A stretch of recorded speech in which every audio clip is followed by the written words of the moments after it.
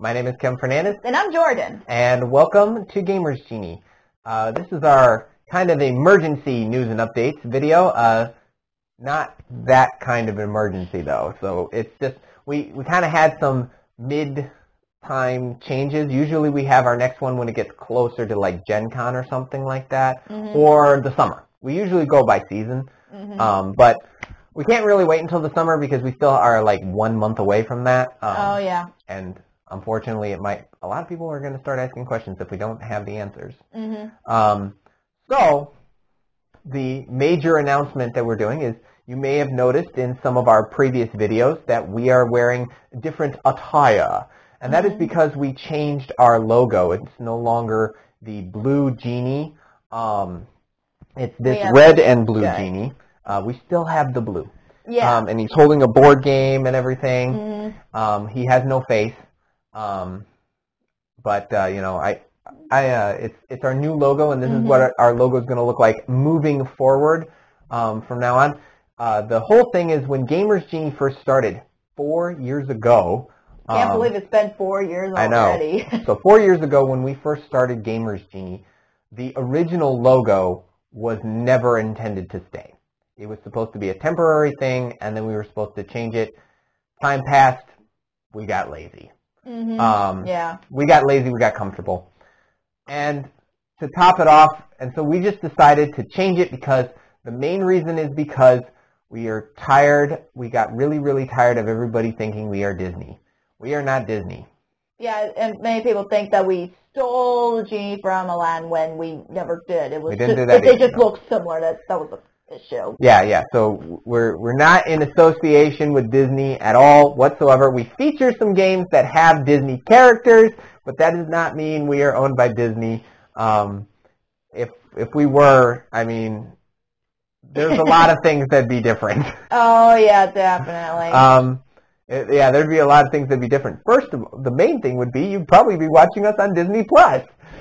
Yeah, but I do really like the new logo. It's just simpler, and it just kind of speaks to us more than the previous. Yeah, we simplified it. It's a lot easier to put on clothes too, because the other genie had a lot of colors. A lot of colors, and usually I have to sacrifice a couple colors here and there because it's so expensive to print on clothing and everything. Even the polo shirts that we wore, they had to cut corners with some of the colors because their system couldn't handle it. So the old logo and everything just had way too much going on, and this just allows us to simplify it a little bit more.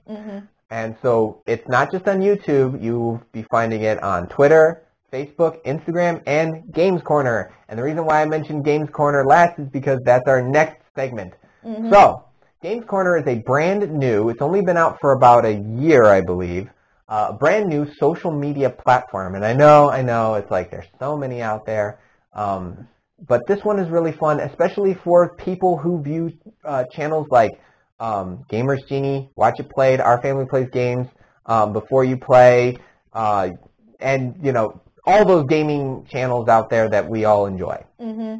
This specific social media platform, oh my gosh, my brain is just, I just came back from a jog, so so my brain is like slowly moving. Oh yeah. So Games Corner is focused specifically towards people who are into the gaming hobby. So if you are a board gamer, or you like if you like board games or role-playing games or any form of tabletop game, this social media platform is for you. The major thing, they have some guidelines about you can't, like, you know, insult people, no bullying. They have a no bullying policy on there.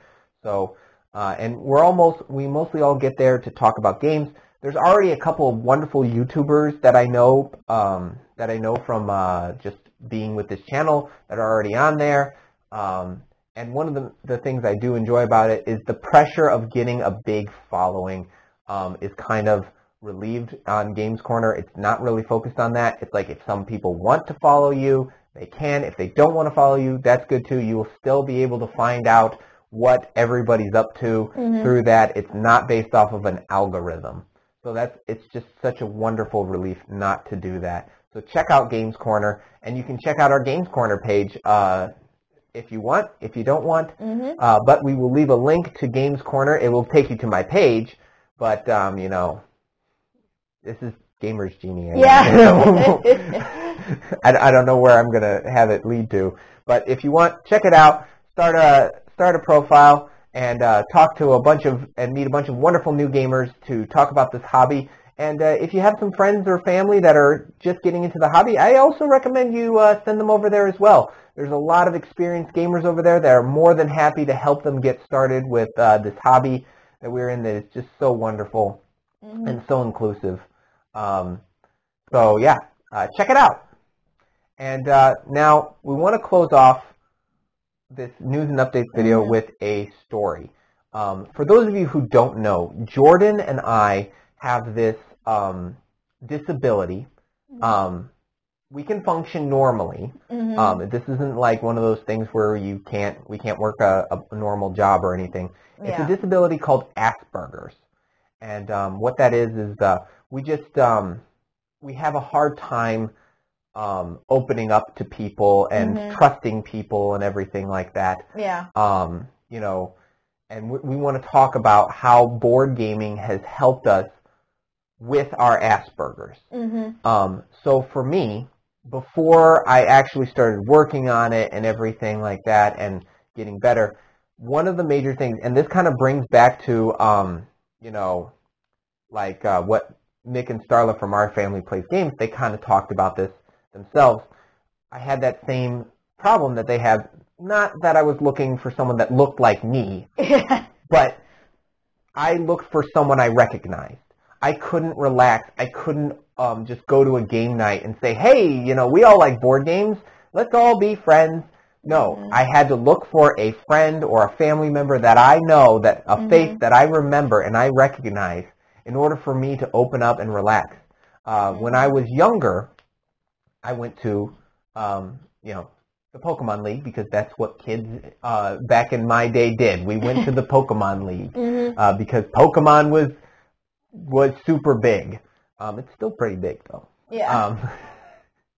But you know, when I went to the Pokemon League, I went with my brother Kyle and my dad, and I was super nervous. There were several times where I just felt like crying because I didn't know anybody, then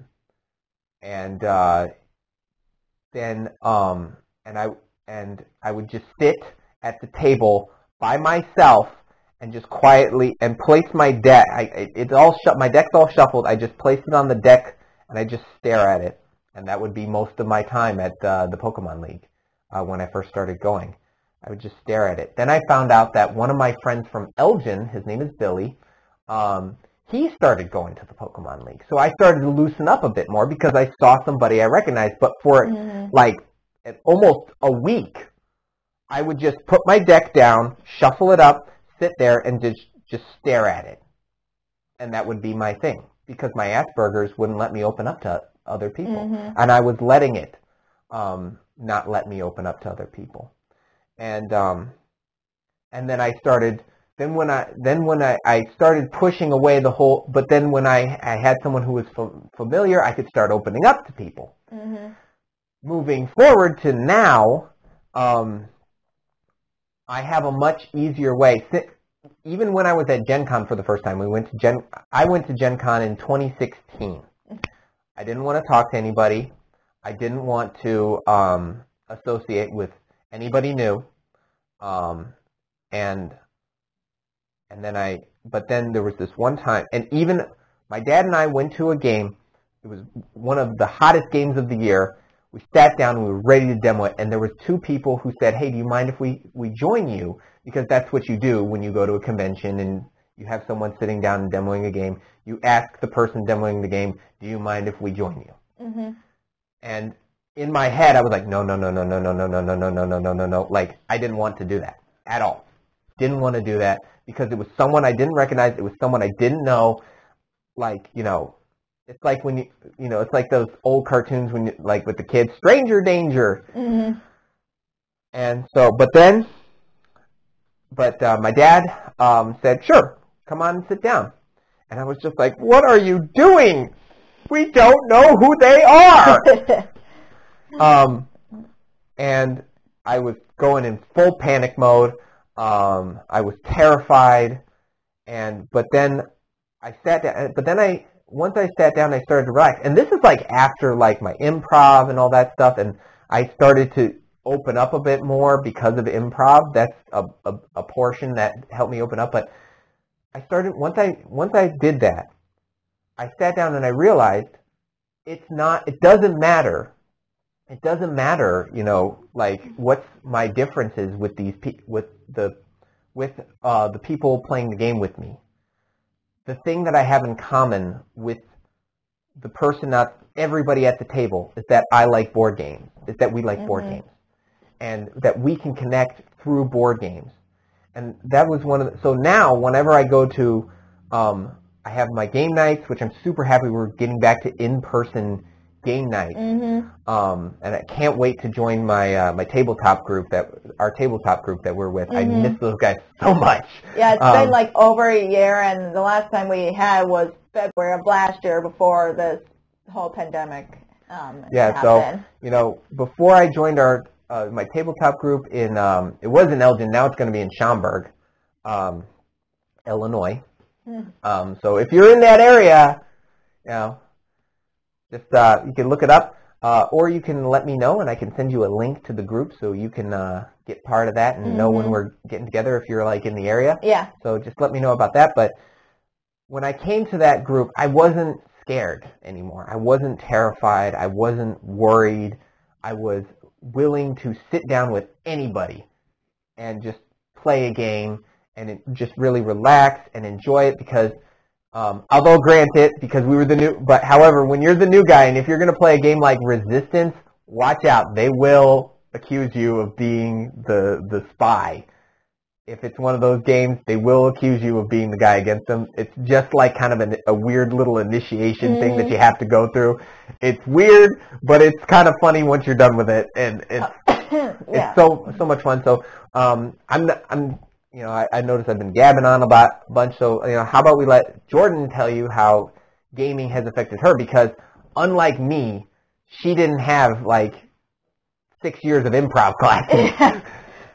Well, for me, like, I've been playing board games with my parents and my sister, like, throughout my childhood, but then we kind of stopped because some people are, like, saying, like, oh, it's just a phase in that kind of life that you should, like, stop playing board games as soon as you hit this age or whatever, and I didn't play a board game within, like, maybe 5 to 8 years or something like that. I can't even remember the last time I played a board game before I met Kevin. We mostly just like played like maybe like a lot of games like Monopoly, even though my family plays Disney's Monopoly because we think anything Disney is better. But and Disney's thing, and that was a thing that my family and I usually play. Like anything just Disney that we end up playing. And then we kind of stopped playing board games. And then when I met Kevin, I didn't know that he was into board games, and I kind of started playing board games again, and it kind of helps me relax a bit because with my Asperger's, since Kevin and I are both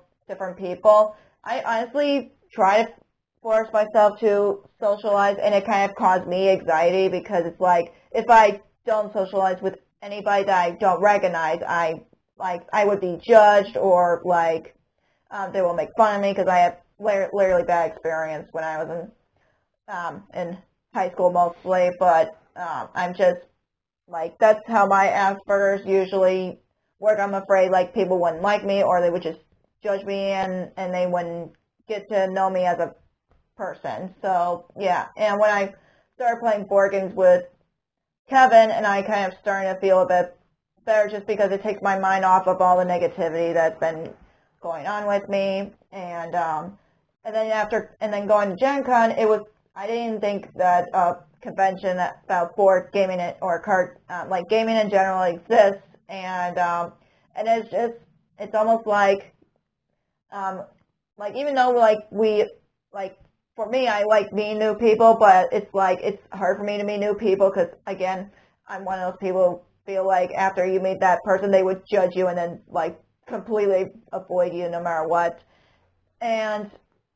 But after going to Gen Con and board gaming groups, I noticed that there are people that we all have something in common. We like board gaming and all that. So it's like, and also playing board games just helps me keep my mind off of the negative stuff that, like I said, and just because I get really bad anxiety when like something bad happens to me, and I just don't know how to cope with it mostly. That's what happens with me and my Asperger's.